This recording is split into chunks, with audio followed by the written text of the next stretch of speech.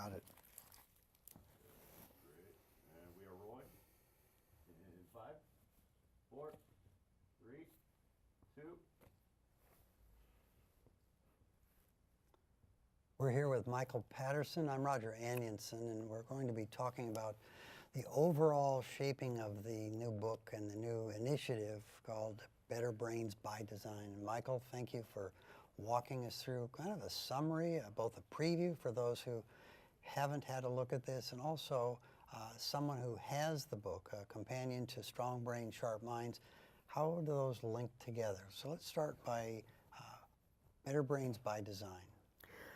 Better Brains by Design is our newest effort, and we're calling it both an initiative and it's a series of books.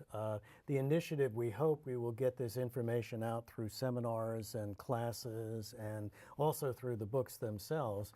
And really it's building on the Strong Brains, Sharp Minds, which was our textbook, our initial textbook that goes through a lot of the science and much more in-depth the science of brain health, what we think you can do to prevent cognitive decline and so on. Focuses, as you know, heavily on the cogwheels of brain health, but it's really where you want to go if you want to really sort of go in depth and understand all of these. We realized that we also needed a companion piece that was much more practical and much more accessible. And when we first started working on curriculums and I started teaching the Aging Mind course, every college student in the gerontology department, we thought, needed to know how the brain worked and what happened with this brand new science. And then when we put that into the textbook that was published in January of 2015, we both saw the need for something more, not just how the brain works in a textbook style that's really useful immediately and will be updated and can be used as science moves forward, but what do you do with that? And what are the tools, the pathway, or what we have a design? So that type of a fit is one that we'll be working in within our college class, but also it's a standalone that I want you to explain a little bit about what the chapters are about and where it's going. Right. Well, overall, Better Brains by Design, the idea is that we can take what we're learning about how the brain works, the plasticity of the brain, and literally design our future brain, because the brain is so malleable that we can, by being mindful about what we do, what we think, what we feel, we can actually change the structure and function of our brains. And when you say we, you're talking about everyone helping on their own design. Yes. Okay. I'm not saying like you and I can do it exclusive to everybody else. I'm trying to be inclusive of everybody. And I want to particularly stop on the word we, because anyone who's taking the college course, we've had feedback for years that they not only are thinking for the people they'll serve, but they're thinking for their own brain, they're thinking for their loved one's brain.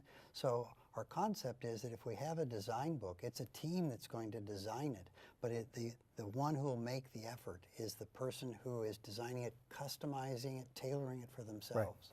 And quite frankly, the motivation for me to do this work is for myself. I want to have a quality of life going forward. You've never shared that. Well, I want to figure it out for myself. But while I'm doing it, I mean, obviously our motivation for doing this work is like, it's not we're fascinated with the brain, but just sharing our fascination with the brain is not really what we want.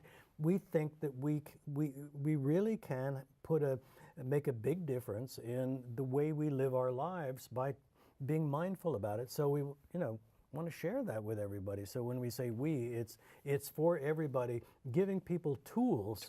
Tools is exactly right. Go ahead. Tools and guidance that you can actually use and sit down and figure out for yourself, what should I do, given my own brain, given my own circumstances, given the way I deal with things, my emotions and so on.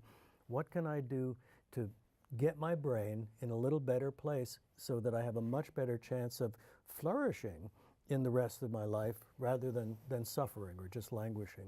Okay, I'm going to wind up this first segment by pointing out that if you're going to then have an implemented plan, the planning comes first.